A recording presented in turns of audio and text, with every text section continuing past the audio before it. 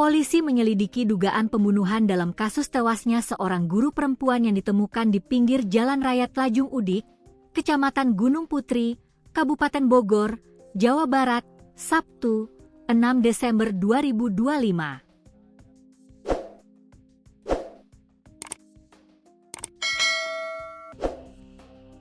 Kapolsek Gunung Putri Kompol Aulia Robi Kartika Putra mengatakan dugaan tersebut muncul berdasarkan keterangan saksi yang melihat korban dibonceng sepeda motor dalam kondisi tidak wajar sebelum ditemukan meninggal.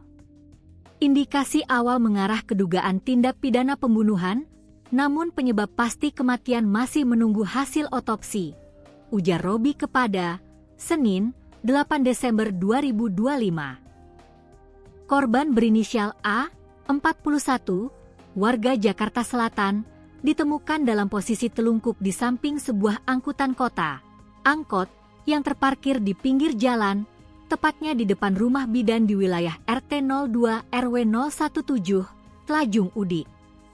Polisi menyimpulkan adanya dugaan kuat korban tewas akibat tindak kekerasan setelah ditemukan luka di bagian tubuhnya. Ia dugaan pembunuhan. Sekarang kita masih lidik dan nanti kalau udah dapat pelakunya, kita buka seterang-terangnya, ungkap Robi. Otopsi dilakukan di RS Polri Kramat Jati untuk memastikan penyebab kematian secara medis.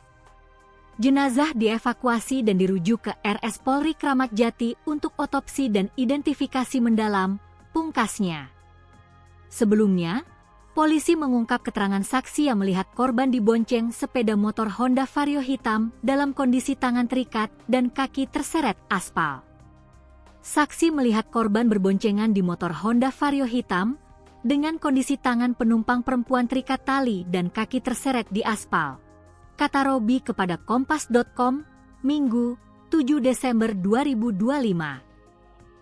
Saksi sempat menegur pengendara motor, namun kendaraan tersebut tetap melaju dan sempat berhenti di sebuah warung untuk membetulkan posisi korban sebelum kembali melanjutkan perjalanan.